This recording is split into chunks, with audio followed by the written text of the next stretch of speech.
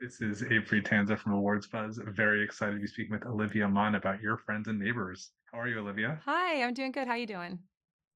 Good. I really enjoy watching your character in this show, and there are a few moments from the second half of the season where she is so brutally honest in this very disarming way that I just think is so fantastic and probably not something I would ever want to be on the receiving end of personally. Thank you. I take that as a compliment. What do you like most about Sam? I find I love that she is the only person in this world that comes from a blue collar background. She was not born into wealth like everyone else. I mean, everyone else in this show is born wealthy and has the path laid out for them to become extremely successful and wealthy and to be at the top of society. Um and my character is first introduced when her life is crumbling, and uh she is in a secret relationship, and her ex-husband has left her for a younger version of herself, and she is battling him through the divorce, and he doesn't want to give her a dime. And um what I thought actually was really interesting about her is that she she married for money.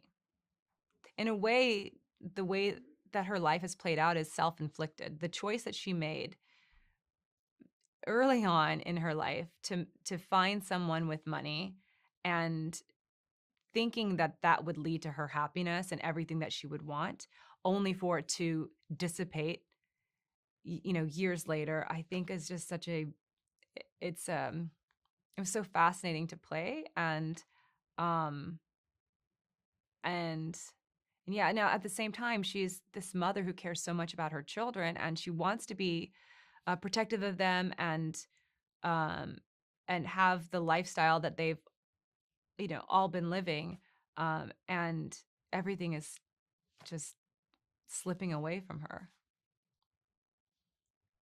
I also like that she's friends with Amanda Peet's character Mel. I think that that's a nice sort of part of this story, which obviously Mm. may not turn out to be so nice in the end, Yeah, but so far has been quite entertaining and just interesting to see. What is it like working with Amanda? I love Amanda so much. I've been a fan of hers for so long, back when she had this TV show called Jack and Jill.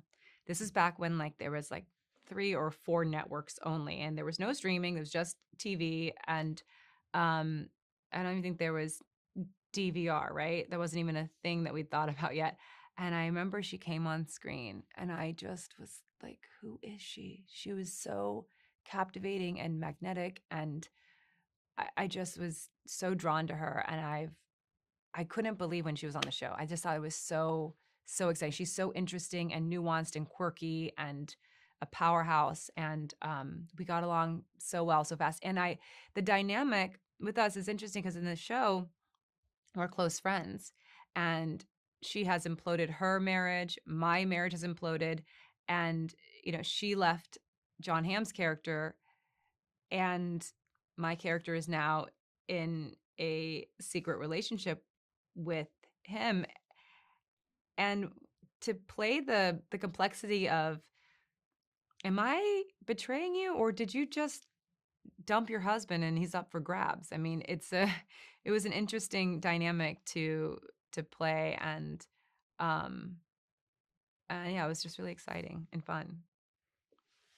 And what can you say about working with John? What's that? What can you say about working with John Hamm? Oh, John Hamm. I so intimidated. It's very intimidated of working with him. Huge fan of his work. He is so fun and funny and nice. And my husband had known him for years, and he said, "Oh, you're gonna love John. He's so funny. He's so easygoing. Just a great guy."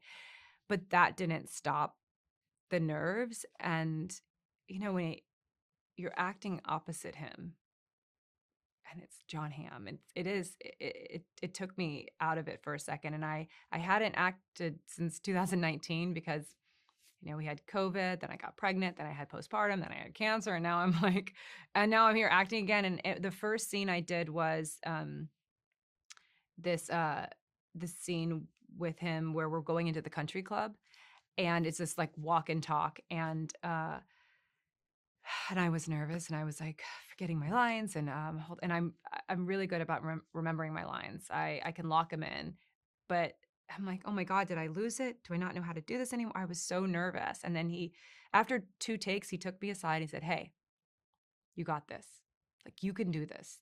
This is why we wanted you on the show. You got this. You can do this."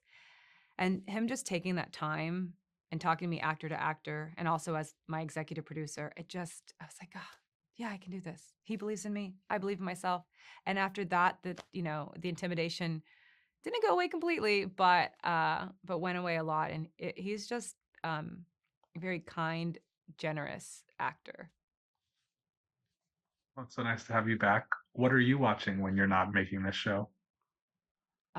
This is gonna sound so cliche for a mom to say, but we watch only Daniel Tiger. I am not a no screen time mom. I don't know how those moms do it. I know what they say about parents who let their kids. I don't do iPads or iPhones. We don't do, that technology, but we do the TV. And I know what they say about parents who do that. But I don't know how else to survive in the world if I can't like get a little bit of time with him in front of the TV. But also Daniel Tiger's from Mr. Rogers' Neighborhood. And it's not overstimulation. It's really slow paced. And he learns the sweetest lessons from it. And he's just the sweetest kid. A lot of it's because of Daniel Tiger, the third parent in our family. I wish I had a cooler TV show to talk to you about. And I don't. I don't. That's okay. No. That's okay. I'm a TV critic dad of an almost 2-year-old who doesn't watch screens yet. So nice to know that we have Daniel Tiger to look forward Oh, to. Daniel Tiger is great. It is so great. I'm going to tell you a quick story that I told earlier, but this is how Daniel Tiger can shape the mind. Um, Malcolm was not picking up ping pong balls that he kept throwing on the ground, and John was picking them up and he kept throwing them down, and Malcolm was laughing and John was getting frustrated because he said, "People are going to trip on these. Help me pick them up." And then Malcolm finally turned to him with a big smile and he said, "Dad, I can see that you're upset. It's okay to get frustrated. Do you want to pick them up yourself?"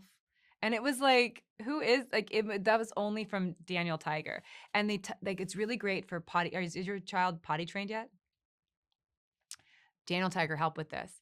They came this great song. It says, "When you have to go potty, stop and go right away. Flush and wash and be on your way."